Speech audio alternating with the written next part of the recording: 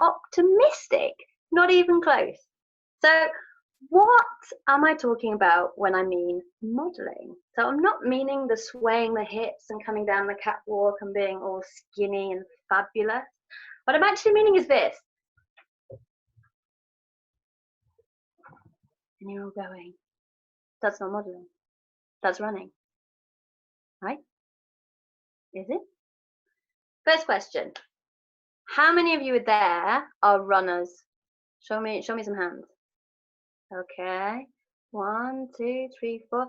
Okay, those other ones, is there anybody here who's like, absolutely not, cannot even bear the idea of even thinking about running? Why would you run? Why would you run when we have cars and bikes and everything else? I am absolutely not a runner, no way, no how. Which of you are though in those camps?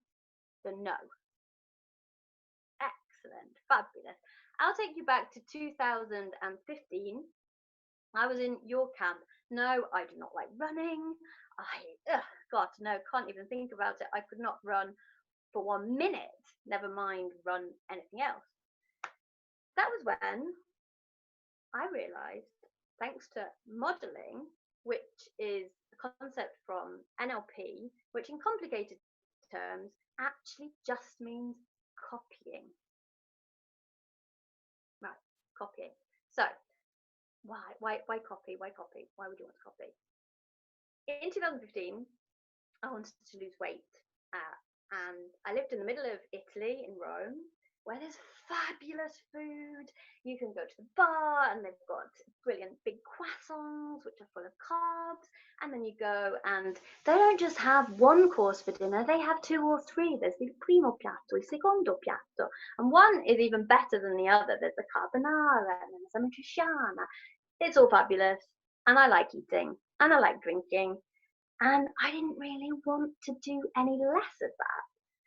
But I had a couple of friends who liked to eat as much as me and drink as much as me and seemed to have these tiny little skinny figures. I was like, okay, well, this modeling concept, which is essentially copying the behaviors of someone who has something that you want to copy. Okay, well, looking around all these friends, the ones that eat and stay skinny, what are they doing? Suddenly I realized they're runners. The 2 of them, they're runners. The only way that I'm going to manage to eat a lot and remain a kind of decent figure is to start running, even if I hate running. Right, okay. What do I do? Strategy 1. Find an unsuspecting, very sweet personal trainer who wants to learn English. Remember, still in Rome, still wanting to do Italy. Think, okay, let's do an exchange here. You teach me how to become a runner. I'll teach you how to speak in English. We'll exchange this. Yeah, he's up for it. This big, beefy personal trainer types, all got the muscles, and yeah, I can do the muscly and the personal trainer side. Okay, we start.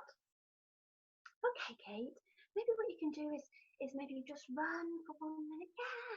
Okay, yeah, that's okay, yeah. Now let's stop there. Let's do some stretches. Right, yeah, stretch out your legs there. Yeah, maybe do some other stretches. Wasn't getting any slimmer, and it wasn't really doing it for me. I wasn't really feeling the burn, and he was just too nice to me. I am not a nice person. I need somebody to beat me into running because I don't want to actually run. So, reflect. Okay, I need somebody who's not nice. I need somebody who's going to push me a lot harder. I find a friend who is more attractive actually than the personal trainer. I have a little more desire to impress, and he can be horrible. And he can run. So I'm like, right, okay, this is how it works. I go running with him. He's horrible to me, tells me that I'm lazy, tells me that, keep on going, you lazy woman, push, push, push, push. You can run, go on, do it, do it, do it, do it. And it worked. And I started running. And I'd even got to be able to run 7 kilometers. And this was the point where in June, go back, we're in Rome in June. It's quite hot in Rome in June. I've run 7 kilometers. I stop. and the world starts spinning. And now the world's supposed to spin, but not at the speed that this world was spinning. And this was the point where, had I known Louise was working for the NHS, I would have called her immediately and asked her to come and save me, but I was in Rome.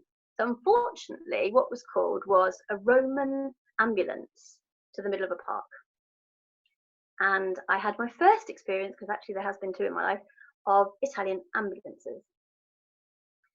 I will never, ever forget the moment that the ambulance driver came down quite close and whispered to me, "Ti sei cagato sotto, Kate?" Which means, "Have you pooed yourself, Kate?" Which is what he said when we got to the hospital, because I need to tell the doctor if you have. Now, actually, I hadn't pooed myself, because I'm not sure I'd tell you about it if I had. What I just got on the bottom of my trousers, my running trousers, was a bit of mud, because I'd been sat in the mud for about 20 minutes whilst I couldn't actually speak. I couldn't respond to the questions. And people had pumped me with water, they pumped me with sugar. But what they hadn't pumped me with, which would have helped me, was salt.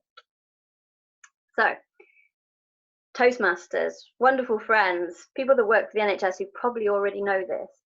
Were you to come across somebody in the middle of a park who is not responding and looks like they might have been running or doing some extreme physical exercise, the first thing that you need to do to them is give them some water, sugar, or salt. In my case, it was salt I needed. The reason I'm also telling you this story, and I'm realizing my time is coming to an end, is running has been the single hardest thing I've ever done in my life, and I've restarted doing it recently. Between a mind and body beating yourself and making yourself continue and go on, in these times now where we have maybe a little bit more time on our hands, I would suggest to all of you, if you don't know about the Couch to 5K app, it will change your life. Thank you. Thanks, Kate. A very optimistic speech.